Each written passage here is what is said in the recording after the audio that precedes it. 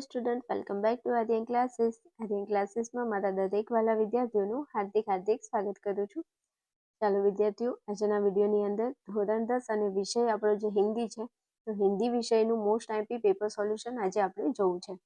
જે વિદ્યાર્થીઓ તમારા જિલ્લાની અંદર હજુ હિન્દીનું પેપર બાકી હોય તો આ વિડીયોને પૂરો જોઈ અને આની અંદર જે પ્રશ્નો પૂછેલા છે એકવાર એનું સોલ્યુશન જરા જોઈ લેજો, કારણ કે દરેક જિલ્લાની અંદર એકના એક પેપરમાંથી ઘણીવાર પ્રશ્નો બેઠે બેઠા પૂછાતા હોય છે, એટલે તમને કહેવું ન પડે, જરા થોડો ટાઈમ લઈ અને આટલો વિડીયો જોઈ લેજો. ચાલો શરૂ કરવું છે. વિભાગ એ. વિભાગ એ તમારો ગદ્ય આધારિત હોય છે, એટલે કે ગદ્ય વિભાગ છે. એમાં તમને સાચો વિકલ્પ પસંદ કરી અને આપણે જવાબ લખવાનો છે. પ્રશ્ન નંબર આપણો 1 છે, જરા ઝૂમ કરી દઉં છું, દેખાય. चलो प्रश्न नंबर આપણો 1 છે. गोपी को प्रसाद जी की कविता कौन समझाने वाला था? गोपी को प्रसाद जी की कविता कौन समझाने वाला था? तो આપણો જવાબ આવશે અવિનાશ. અવિનાશ समझाने वाला था. चलो प्रश्न नंबर 2 છે. माधवन कौन थे? तो माधवन वैज्ञानिक थे. माधवन कौन थे? वैज्ञानिक. चलो प्रश्न नंबर 3. पोम्पी नगर के खंडहरों से मिले नरकंकाल की मुट्ठी में क्या था? तो नर कंकाल की मुट्ठी में सोना था. ओहो, सोना. क्या था? सोना था. આપણને ક્યાંકથી આવું સોનું મળી જાય તો મજા પડી જાય ને આજે. હા, તો ચાલો પછી આગળ વધીએ. તો रिक्त स्थानों की पूर्ति कीजिए. खाली जगह पूरવાની છે. પ્રશ્ન નંબર 4 છે. जॉन डंकन खाली जगह के निवासी थे. तो जॉन डंकन स्कॉटलैंड के निवासी थे. जॉन डंकन खाली जगह के निवासी थे, स्कॉटलैंड के निवासी थे. चलो आगे प्रश्न नंबर 5. सुधा कुलकर्णी को साक्षात्कार के लिए खाली जगह बुलाया गया. तो सुधा कुलकर्णी को कहाँ बुलाया गया था? पूना. सुधा कुलकर्णी को कहाँ बुलाया था? पूना बुलाया था. जवाब आवશે पूना. चलो प्रश्न नंबर 6. रामप्रसाद बिस्मिल के गुरु का नाम खाली जगह था. रामप्रसाद बिस्मिल के गुरु का नाम क्या था? तो श्री सोमदेव. रामप्रसाद बिस्मिल के गुरु का नाम था सोमदेव. ચાલો ત્યાંથી આગળ વધવું છે. તો આપણે સાચો વિકલ્પ પસંદ કરી અને વાક્યને જોડવાનું છે. પ્રશ્ન નંબર 7 છે. शादीराम पुरानी पत्रिकाएं बेचते नहीं थे क्योंकि. कारण आपको केम नता बेचता? क्योंकि उनके रोते हुए बच्चे चित्रों को देखकर चुप हो जाते थे, इसलिए शादीराम पुरानी पत्रिकाओं बेचते नहीं थे. रेडी. जवाब આવશે આપણો ક, ઓપ્શન નંબર ક.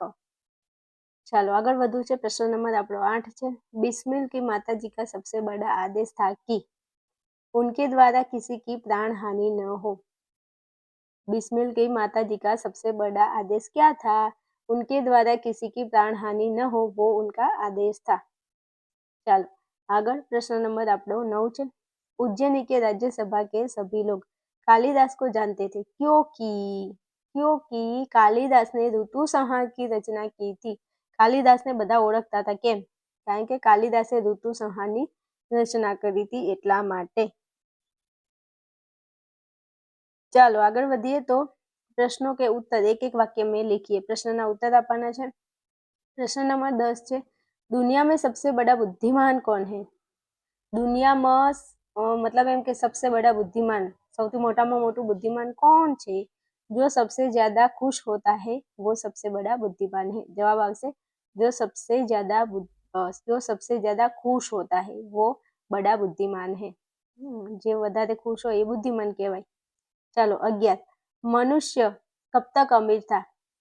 जब तक पैसों की खोज नहीं हुई थी. जवाब तो જો કેટલો મસ્ત છે.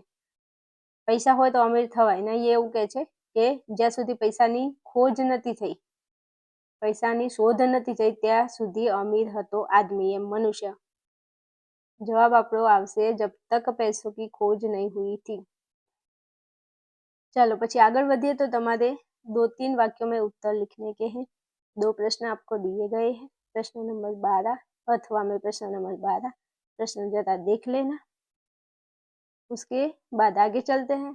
तो आपको उत्तर देने हैं 5-6 वाक्यों में. प्रश्न नंबर 13 अथवा में 13 2 प्रश्न दिए गए हैं, उसमें से आपको किसी एक का उत्तर देना है. चलो ત્યાંથી આગળ. કથનો કા આશય સ્પષ્ટ કીજીએ. અહીંયા તમને 14 અને 14 અથવામાં પ્રશ્ન આપેલો છે ને એમાં તમને જે કથન આપેલું છે એનો તમારે આશય સ્પષ્ટ કરવાનો છે. 2 ગુણમાં પૂછેલો છે પ્રશ્ન. ચાલો ત્યાંથી આગળ વધુ. વિભાગ આપણો બી છે, પદ્ય આધારિત છે. प्रश्न नंबर 15, कवि ने किसे नावों की नगरी कहा है? कवि ने किसे नावों की नगरी कहा है? तो कश्मीर को नावों की नगरी कहा है। जवाब आवशे कश्मीर। ये कश्मीर है, ये कश्मीर है ना। चलो 16वां, किसी की आवाज सुनकर खरहा नींद से जागा? किसकी आवाज सुनकर खरहा नींद से जागा? तो कुत्ता, कुत्ते की आवाज सुनकर खरहा नींद से जागा। चलो प्रश्न नंबर 17, किसकी कृपा से मीरा ने राम रतन धन पाया? पायो जी मैंने राम रतन धन पायो। बोलो बोलो। जवाब हશે सदगुरु। सदगुरु की कृपा से मीरा ने राम रतन धन पायो। जवाब આવશે સદગુરુ। મીરાબાઈની વાત કરી છે। 2.5 લાખ પદો લખ્યા હતા શ્રી કૃષ્ણની ભક્તિ ઉપર। બોલો। चलो रिक्त स्थानों की पूर्ति कीजिए। खाली जगह पूरवानी है। 18वां, हम नवयुग के खाली जगह है। तो हम नवयुग के अग्रदूत है। क्या है? अग्रदूत। हम नवयुग के खाली जगह है, अग्रदूत है। ओके, तो ओके। चलो 19वां, शिकारी बा बाण खाली जगह था। शिकारी का बाण खाली जगह था। तो जवाब आवशे विषबूजा। शिकारी का बाण खाली जगह था, विषबूजा था। ચાલો પછી પ્રશ્ન નંબર આપણો 20 છે। પહેલિયા મુકરિયા કે રચનાકાર ખાલી જગ્યા है। પહેલિયા મુકરિયા કે રચનાકાર ખાલી જગ્યા है। જવાબ આવશે અમીર ખુશરો। પહેલિયા મુકરિયા કે રચનાકાર ખાલી જગ્યા है, અમીર ખુશરો, અમીર ખુશરો, અમીર ખુશરો। ચાલો ત્યાંથી આગળ વધવું છે। પ્રશ્ન નંબર 21માં સાચો વિકલ્પ પસંદ કરીને જવાબ આપવાનો છે। तो भूख लगने पर बाज क्या करता है? भूख लगने पर बाज क्या करता है? जो रसे शिकार पर जोर से शिकार पर झपटता है। भूख लागे तो बिचारो શું કરે? જોરથી ઝાપટવાનું કરે, હે જ ને? એવું જ કરે ને। તો એમ કીધું છે કે જોર से शिकार पर झपटता है। चलो આગળ વધીએ। प्रश्न नंबर 22, तोते ने अपने जीवन का अंत टेस्ट टेस्ट टेस्ट तो सूखे तल के अंत के साथ ही मान लिया। तोते ने अपने जीवन का अंत सूखे तल के अंत के साथ ही मान लिया। जवाब આવશે ऑप्शन नंबर क। चलो આગળ વધુ છે। प्रश्न नंबर આપણો 23 છે। साधुपदेश काव्य में साधु मौन धारण करते हैं क्योंकि?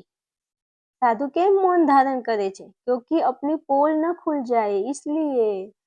साधुपदेश काव्य में साधु मौन धारण करते हैं क्योंकि अपनी पोल न खुल जाए। जवाब આવશે अपनी पोल न खुल जाए। चलो આગળ વધુ। एक एक वाक्य में उत्तर આપવાનો છે। 24માં કીધું છે नवयुग के नयनों में क्या भरा है? तो नवयुग के नयनों में अग्नि के जलते पुंज पुंज है, अग्नि के जलते पुंज भरे हैं। नवयुग के नयनों में क्या भरा है? अग्नि के जलते पुंज भरे हैं।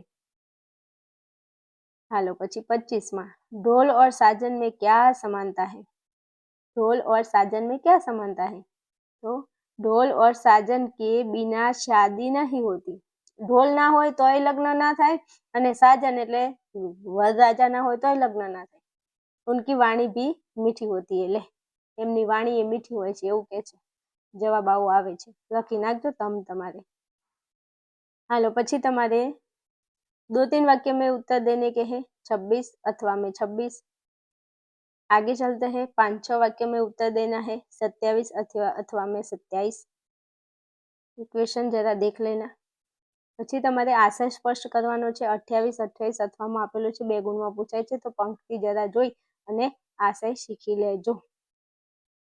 ચાલો ત્યાંથી આગળ વધુ। પ્રશ્ન નંબર આપણો વિભાગ સી ની શરૂઆત થાય છે। વ્યાકરણ વિભાગ છે। તો વિભાગ સી ની અંદર તમને પહેલા જ નંબરમાં આપ્યું છે કહાવત का अर्थ स्पष्ट कीजिए। કહેવતનો અર્થ સ્પષ્ટ કરવાનો છે। એમાં પ્રશ્ન નંબર આપણો 29 છે। लातो के देव बातों से नहीं मानते। આપણે બોલીએ છીએ ને કહેવત लातो के भूत बातों से नहीं मानते। तो અહીંયા કીધું છે કે लातो के देव बातों से नहीं मानते। तो बुरे लोगों के साथ अच्छा व्यवहार करने से नतीजा नहीं मिलता। जो खोटा माणसो હોય ને એની સામે તમે ગમે એટલો સારો વ્યવહાર કરો ને એ ક્યારેય ના સુધરે અને એનો નતીજો એનું પરિણામ સારું ન જ આવે એવું કહેવા માંગે છે। રેડી? ચાલો આગળ વધુ।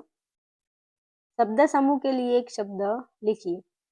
प्रश्न नंबर 30, जिसका वर्णन किया न जा सके, जिसका वर्णन न किया जा सके तो उसको बोलते हैं अवर्णनीय। જેનું વર્ણન ન કરી શકાય એને કહીએ અવર્ણનીય। ચાલો પછી પ્રશ્ન નંબર 31 માં સંધિ કો છોડીએ પૃથ્વી, તો પૃથ્વીની સંધિ થશે પૃથુ વત્તા ઈ, પૃથુ વત્તા ઈ। આવું લખજો, પૃથ્વી મોસ્ટ આઈપી તો ઘણી વાર આ પૃથ્વી પૂછાય છે। ચાલો પછી સંધિ કો જોડીએ, સંધિ કો જોડીએ 32 માં મહા વત્તા ઉત્સવ મહોત્સવ, મહા વત્તા ઉત્સવ થશે महोत्सव। रेडी, हालो आगे बढ़िए। मुहावरे का अर्थ देकर वाक्य में प्रयोग कीजिए, तो 33 में चैन की सांस लेना तो राहत होना। हाय हवे शांति थी नहीं कहता हवे मने चैन पड़ी, तो चैन की सांस लेना तो राहत होना, चैन की सांस लेना राहत होना। चलो पछी विरोधी शब्द लिखिए, तो प्रश्न नंबर 34 में आमदनी, तो आमदनी थी थशे खर्च, खर्च आमदनी एटले थशे खर्च। चलो 35 में आप्युं छे धूप, तो धूपनुं विरोधी थशे छाव, छाव धूप, धूप एटले तड़को अने छाव एटले छांयडुं। चालो पछी आगळ वधवुं छे तो पर्यायवाची शब्द लखवानो छे। एमां 36 में कीधुं छे शिला, शिलानो समानार्थी शब्द थशे पत्थर। पर्यायवाची एटले समानार्थी शब्द, अहींया आपेलुं छे शिला, शिलानुं थशे पत्थर। तमे शिला एटले पेली शिला नहीं, शिला शिला की जवानी, हाँ ई शिलानी वात नथी थती, एटले शिला एटले पत्थर। ओके। चलो 37 में अभिमान, अभिमान तो एनुं समानार्थी थशे घमंड। नहीं कहता अमने तो बहु घमंड छे, अमने तो बहु अभिमान आव्यो छे, એટલે અભિમાનનું થશે ઘમંડ। ચાલો પછી ભાવવાચક સંજ્ઞા લીખીએ। ચલો ભાવવાચક સંજ્ઞા એમાં 38 માં શત્રુ, તો એની ભાવવાચક સંજ્ઞા થશે શત્રુતા, શત્રુ એની સંજ્ઞા થશે શત્રુતા। ચલો 39 માં બચ્ચા, તો એનું થશે બચપન, ભાવવાચક સંજ્ઞા છે બચપન। ચાલો આગળ વધવું છે। પ્રશ્ન નંબર 40 માં ઉપર કીધું છે વિશેષણ સંજ્ઞા લીખી, વિશેષણ આપવાનું છે। સમય, તો એનું વિશેષણ થશે સામયિક, અને 41 માં કીધું છે સ્વર્ગ, તો એનું વિશેષણ થશે સ્વર્ગીય। સમયનું થશે સામયિક, સ્વર્ગ એનું થશે સ્વર્ગીય। ચાલો પછી કર્તુવાચક સંજ્ઞા લીખીએ। કર્તુવાચકમાં 42 માં સેવા, સેવાનું થશે સેવક, અને અભિનય, અભિનયનું થશે અભિનેતા। આ કર્તુવાચક સંજ્ઞા છે, સેવાનું સેવક, અભિનયનું થશે અભિનેતા। કરતા કરતા કરતા લખવાનું છે। હાલો પછી આગળ વધુ। સમાસ કો પહેચાનીએ, સમાસ આપવાનો છે તમારે। એમાં 44 માં પંચાયત, જેનું થશે દ્વિગુ સમાસ, પંચાયત, પંચાયત એમાં પંચ આવે છે ને એટલે દ્વિગુ આવશે। અને 45 માં છે મહાપંડિત, તો મહાપંડિતનું થશે કર્મધારય, મહાપંડિત એનો સમાસ કર્મધારય, પંચાયતનું દ્વિગુ। રેડી, હાલો આગળ વધુ। વિભાગ ડી તમારો લેખન વિભાગ છે। અહીંયા તમારે ટિપ્પણી લખવાની છે। અહીંયા તમારે એક સરસ મજાનો ફકરા આપેલો છે અને એના ઉપરથી તમારે ઉત્તર શોધીને લખવાના છે। તમે અહીંયા સ્ક્રીનશોટ લઈ લો અને પછી એના જવાબ નીચે ટીક આઉટ કરેલું છે, જરા જોઈ લેજો। રેડી, હાલો આગળ। તમારે અહીંયા પત્ર લખવાનો છે, પછી અહીંયા તમને વિભાગ ઈ આપેલો છે, અને વિભાગ ઈ ની અંદર તમને સૌથી પહેલા કહાની આપેલી છે। કહાની શીર્ષક અને બોધ તમારે લખવાનો છે 54 માં, અને પછી તમને કીધું છે નિબંધ लिखिए। निबंधની અંદર તમને 3 निबंध આપેલા છે। देश के प्रति युवकों का कर्तव्य, विज्ञान की सिद्धियां और स्त्री सशक्तिकरण। જોઈ લેજો જરા, ફરીથી તમને આમાંથી કોઈના કોઈ નિબંધ પૂછાવા લાયક છે। દરેક મારા વાલા વિદ્યાર્થીઓ, અહીંયા આપણું પેપર પૂરું થાય છે। મળીએ આપણે નેક્સ્ટ વિડીયોમાં। ચેનલ જરા ઉપયોગી થતી હોય તો ચેનલને સબસ્ક્રાઈબ કરી લેજો અને વિડીયોને જરા લાઇક શેર કરતા રહેજો। ચલો મળીએ નેક્સ્ટ વિડીયોમાં।